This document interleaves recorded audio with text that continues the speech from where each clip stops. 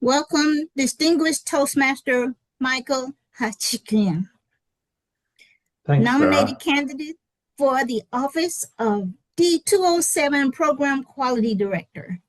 You will be given 3 possible questions. Your total allotted time to respond is 5 minutes, including any opening or closing statements you wish to make. It's up to you how many questions we get to. Would you like the option of making an opening statement, or would you like to go directly to the question? I'd like to go directly to the questions, please. Thank you. Recording, please. Timer, please. Okay. First question.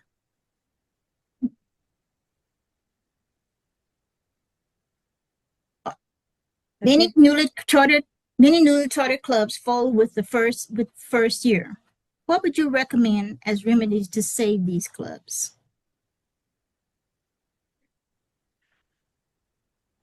Things that I would recommend for saving clubs or for working with clubs to make them strong in that first year is, first of all, I believe that a mentor or 2 mentors would be a really good practice to have in place, and that those mentors be well trained on what a mentor does.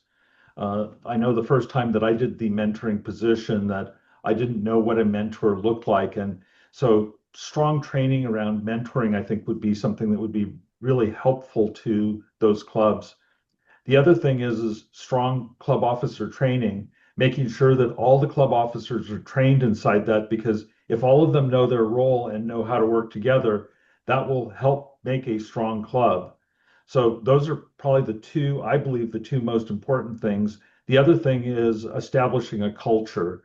Establishing culture is something that we do in leadership, and it's something that requires effort and requires thinking about what the culture of the club actually is going to be.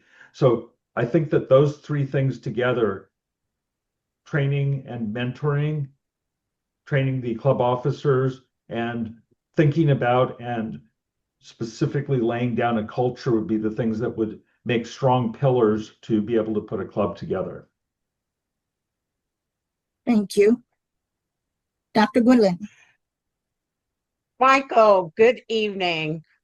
My question to you is, what will you do differently than past leaders in your role? What will you do differently?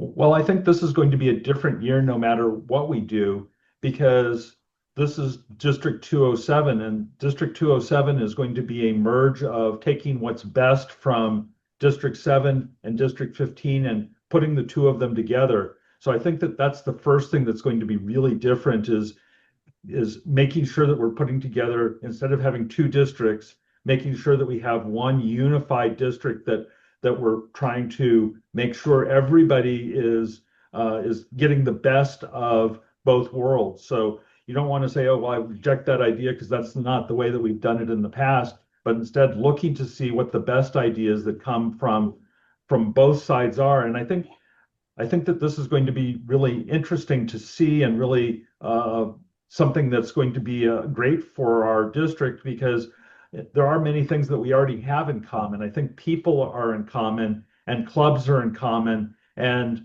that we're very relationship centered. And because those are our strengths, I think that if we focus on those strengths and make sure that we are playing to those strengths, that will make for a strong district going forward. Thank you, Michael. Third question. What can you and the district do to get more members excited about being a part of the leadership process? One of the things that a lot of people don't understand about Toastmasters is the fact that Toastmasters is a leadership training program. We already know how it affects speaking, but speaking is just a small piece of overall communication, and communications is just a small piece of overall leadership. The thing that's really interesting about Toastmasters is that you get an opportunity to try something out. Sometimes you succeed and sometimes you fail, but it's always a safe place to try, because once you try, that's where learning takes place. You try it. If you succeed, then you say, oh, this is a strength, and you make sure that you continue to do that thing.